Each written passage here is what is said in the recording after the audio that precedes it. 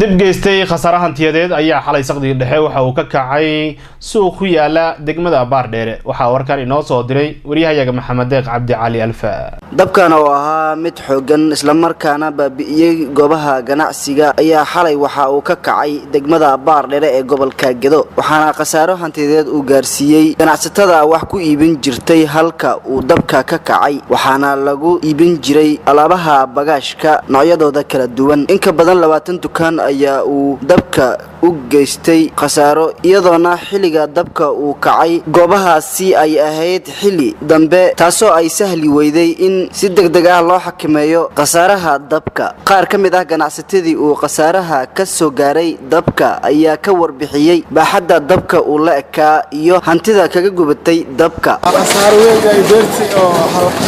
hal maarqamasho oo ku diin dadweynaha ili oo qarxad oo soo iyo walxanahay khasaarada faa'iidey halay iyada dadweynaha deeri xad ma ku diin qolka gubidi dabka ma ku kay meel oo jabisay meel ay ku kay qalatay oo gadaalaan ay ku kay dabka wallahi khasaanada waxaan ku shaqeysanayaa gubtay motorka ay gubtay makiinada ay gubtay filtr ay gubtay sisina ay gubtay saliid ay gubtay lacag cadaan ay gubtay saliid ay gubtay hadii la taban waa gaaraysa qalu inna lillahi wa inna ilayhi raaji'un khasaarada soo gaartay waa mid weyn ilaahay waxaan ka rajaynaynaa idinka noo soo baryaysaan an ilaahay khasaarada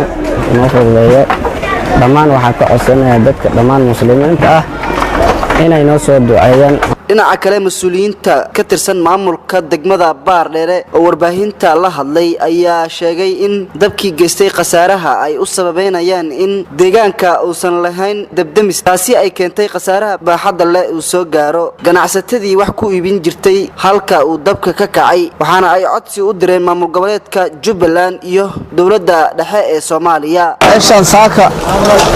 aan kala hadlayno waa suuqa magaalada Baardheere waad aragtaan meeshan waxa ka dhacday arin dhibaatadeeda leh xalay habeenimo goor 6 saac iyo 10 daqiiqo ayaa xalay dab ka kacay dad masaakiin ah oo ganacsato yar yar ku lahaa meeshan ayaa saan ugu hanti beelay waxa waaye waa magaalooyinka degmooyinka gobolka Gedo magaalada ugu weyn waaye haddana malaha wax dabdamis ah oo leh malaha baahi dabdamis inay jirtana dhowr jeer baan ka hadalnay oo ka codsanay dawladda Jubbaland oo ka tirsanahay dawladda dhexe hay'adaha samafalka inta koor baaq baan u jeedinay in dhibaatadaas dabdamiska uu jiro meeshan hanti ummad Soomaaliyeed ay leedahay saan ugu basbeeshay khaasatan Jubbaland iyo dawladda federaalka waxaan ka codsanaynaa in dhibaatadan dadka ay gaartay oo masaakiinta ah ummadda Soomaaliyeed dibkan gaaray in wax alla wixii lagu tari karo lagu taro in magaaladana loo helo dabdamis dhibaatadii ka dhacdayna waxa weeye markii uu dabka sidaa u kacay hadii ay jiri lahaayeen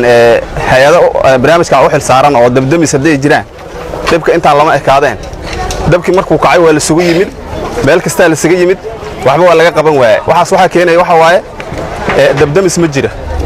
tuubo lala soo orday iyo sakaal baasidii loogu daminayo dabka intaan gaaray khasaaraha intaan la eeg buu geystay